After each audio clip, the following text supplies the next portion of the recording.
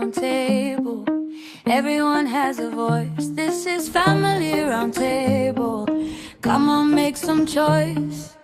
Father, mother, son and daughter, auntie, uncle, nana, grandpa. Real people, real issues. The thing is, social media can like be really supportive, or it can like crush you. So what would you do, Pearl, if some random person chatted you up and you didn't, and they said something offensive to you, or something not offensive, actually something nice to you? Well, I wouldn't. I'll just go to my mom or my dad, saying there's someone I don't know, because it's really dangerous. You never know who that person is, and it can be a hacker. So like you can't just text back and say, "Oh, hello, who are you?" Because it's not really a good idea. You first have to tell your trusted adults to sort everything out before proceeding to the next stage. Interesting. Kiki, if someone reached out to you and asked you for pictures of yourself, what would you do? I would first say, let's see a picture of you first.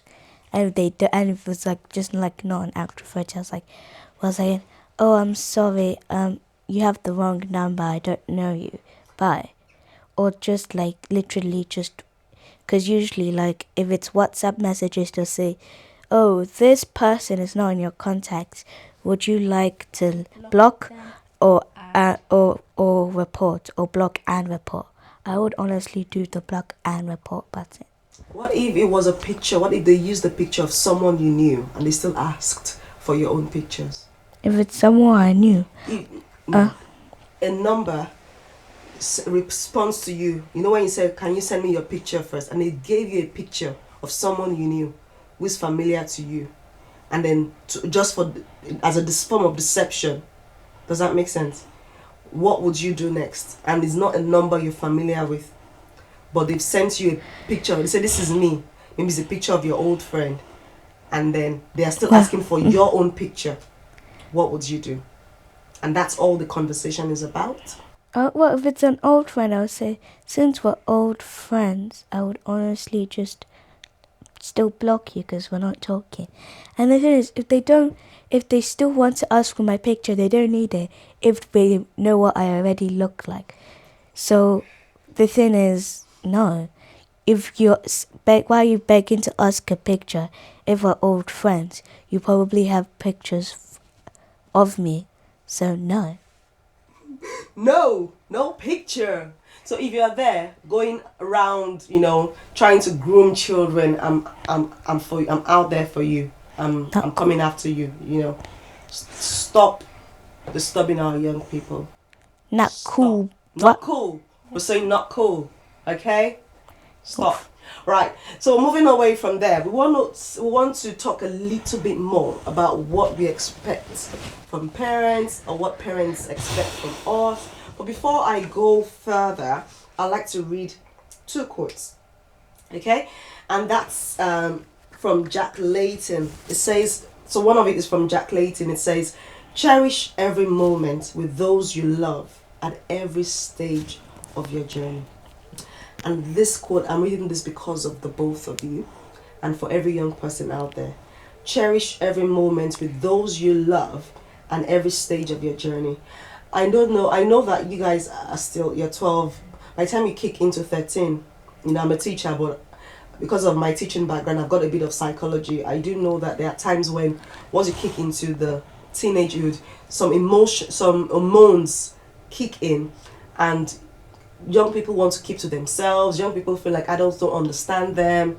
Young people want to hang out with different sort of people. They don't want to be at home.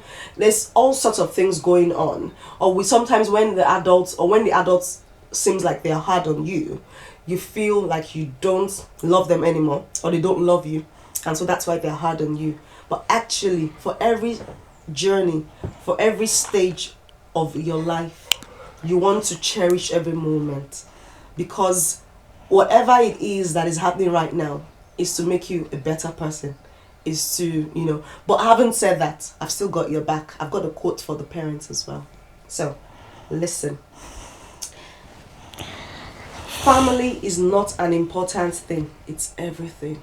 This is from Michael J. Fox.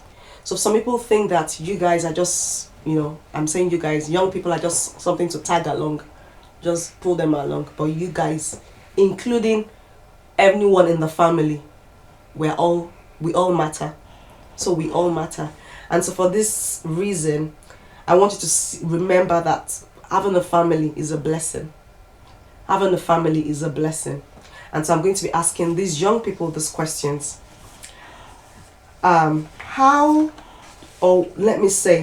What do you love doing in your free time, and why does it matter to you? And I'm asking this question because perhaps some parents need to begin to look a bit more into their children and know exactly what it is that matters to them. So I know for someone like you, you get home. What time do you get home from school? Before or after 4. Before or after 4. Okay. Some people get home earlier, some people get home later. And I know when you get home, I have a relationship with you, so I know that, your parents are on top of things. I know how things work with you. And I know that you know what you're doing and all of that. But I think it would be nice to know why what you do matters to you. What is it that you do when you come back from school, and why does it matter to you?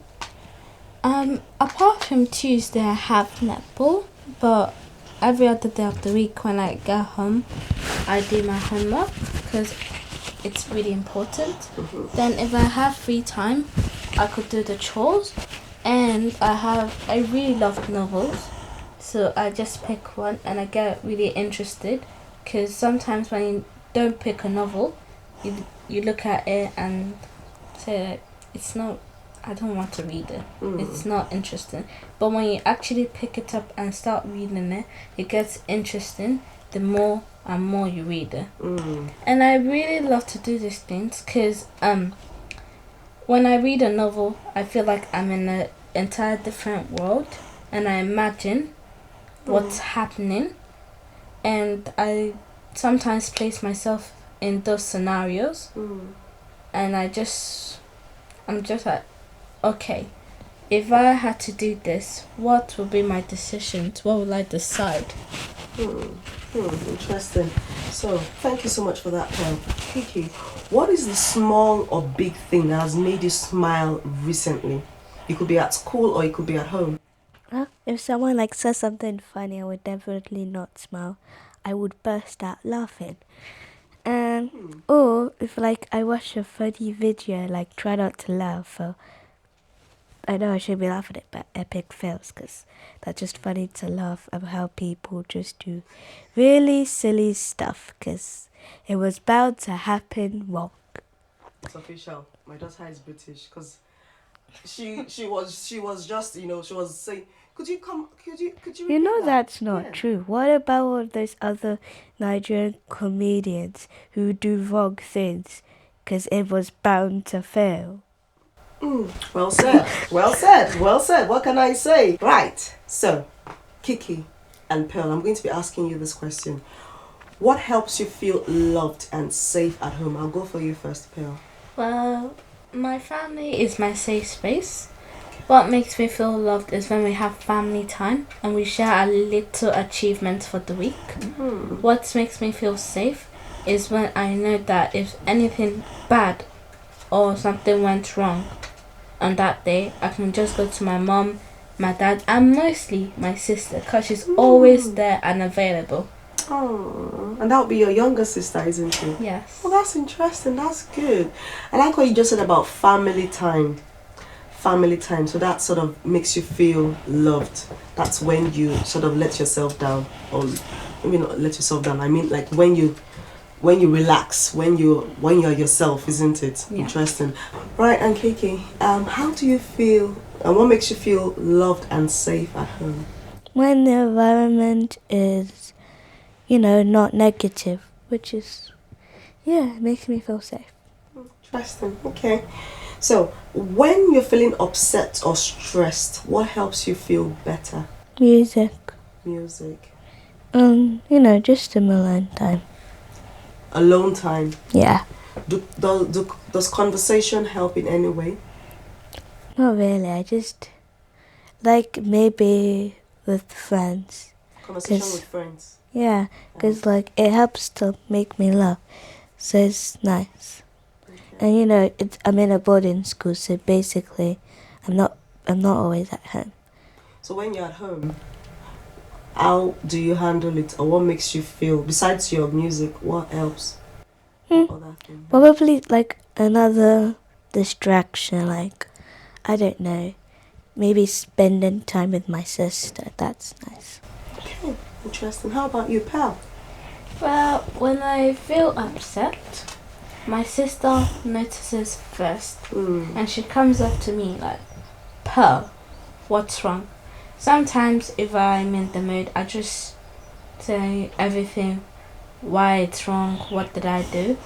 But other times, I'll say it's nothing, and she will keep on annoying me until I like spit it out, saying why I feel upset, and that that really makes me feel home and love, because she knows when I'm upset, when I'm happy, when I'm angry, and yes. So your sister is your go-to Yes. when you're upset, and your music is your go-to when you're upset.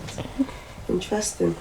If adults could understand just one thing about being 12, so my question is to you, Pearl. What would you want them to know?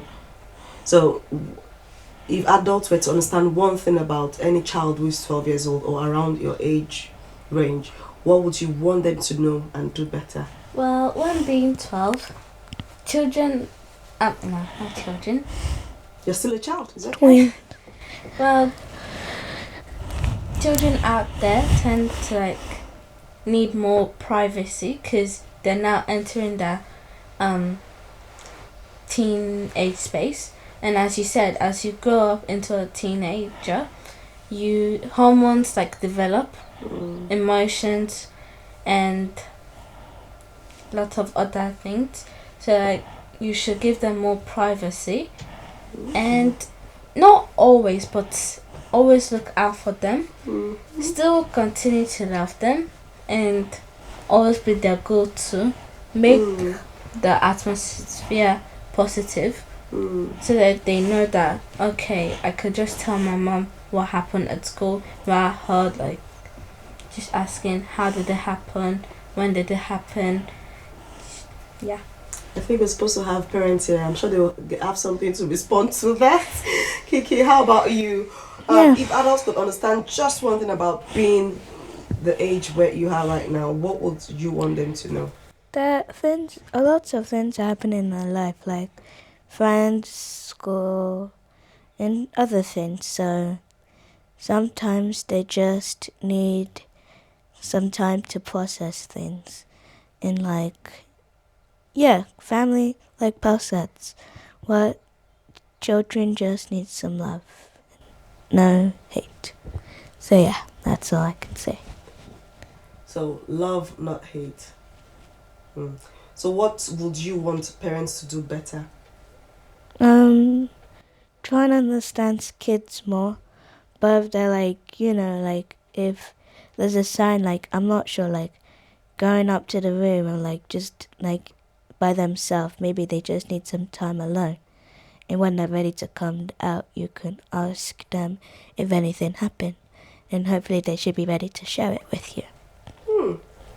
Wait and let them share. You said privacy. What do you mean by privacy? They should give them some alone time. Okay. Because they'll be angry, they'll just say, you don't need to invade my private space, it's my life. They just lash out and things. So just give them some alone time to think, and think about it. Let them talk to themselves, because sometimes humans just tend to talk to themselves. Wow, this is interesting. Now, it makes me feel like I'm in a school CPD right now, professional development. These are the sort of things they say to us at work, give them some time to calm down And that's the way I'm. And now this has just been served to me by 12-year-olds, and I hope it's been served to you. I know, especially for your parents from a strong African background, you're probably thinking, what do you mean? What do you need privacy for? What are you talking about? Will you get out of here? What are you talking about? Will you come downstairs now? And that's probably what you're thinking. I know, I understand if we are feeling that way right now. But remember I said something around hormones. Remember I said something about understanding. At the end of the day, we don't want enemies. We don't want to make enemies of our children. We want to support them. And sometimes we need to get their hearts in order to get their head. Okay? I'm not saying we need to pamper them. I'm not saying this is not a cry for pampering. It's a cry for understanding. So today's segment is about actually, let's sit down to understand. Because let the truth be told. It's different. I'm saying this to the audience there, and I want you to. I'm going to come back to you girls. It's different. The way things are now is not the same as it was when we were younger. And social media, I don't know, we probably just had Facebook. Even when I was a teenager, I didn't know Facebook. I was a teenager about how many years ago? Maybe about 25 or so years ago. So I don't know, I really didn't know what Facebook was. I probably didn't. So I didn't even have a phone, So, and that's the sort of thing that we went through. So, but we cannot keep using the same style or the same sort of technique to understand our children. We have to come out to understand. But having said that, I know that it looks like I've not brought you here to vent. I've only brought you here to express. And thank you so much for expressing yourselves. Thank you for talking about giving you privacy. Thank you for talking about the negative, not having a negative surroundings or ambience or environment, and how that helps you feel loved or safe. I think that was, thank you for sharing.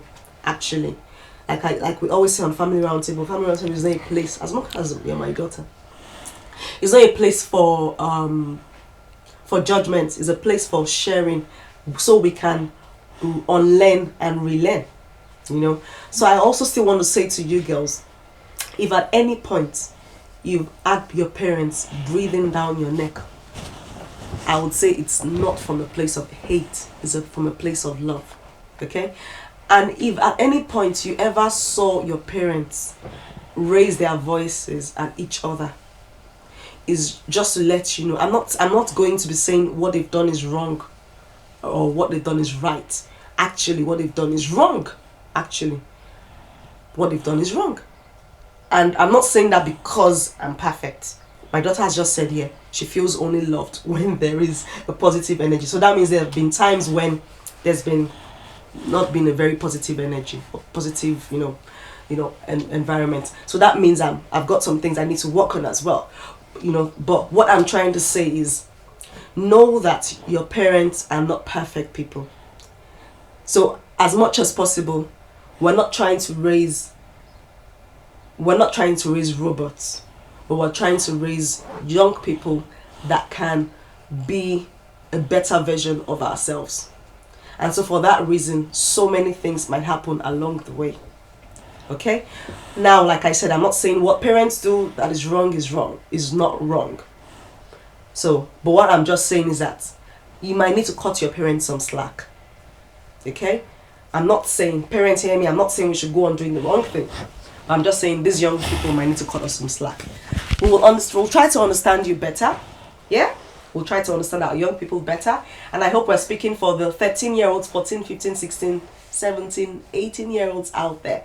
And I'm hoping that we can bring some older ones and let's hear their opinion. Let's hear what they have to say. And on this note, I will try to round off. But before we go, one final question. If you could give parents one advice, what would it be? To keep on loving the children and disciplining them for the future purpose. Love, discipline, future purpose. Oh my goodness. Have you written a book before? To keep on loving and discipline for the future purpose. What is one advice you'll give to parents? Probably to try not to be too hard on the children. Like, still, be firm, but not be too firm to push them over the edge. Don't be too firm to push them over the edge. There you have it. And that's it on Family Roundtable today. I hope you've gotten something. Again, if you loved this episode, please feel free to like, share, and comment. And like I always say, if there's anything you feel we need to talk about, please put it on the comments. Put it there below. Just comment, And follow us on Instagram, on Facebook, on TikTok. And of course, share the love to the world. And I am your host for today, Oluwa Tosin. Okay. Thank you so much to our guests for joining us today. God bless you. Bye.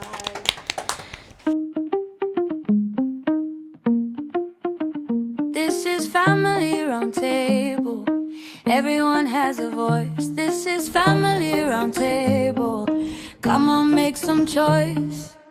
Father, mother,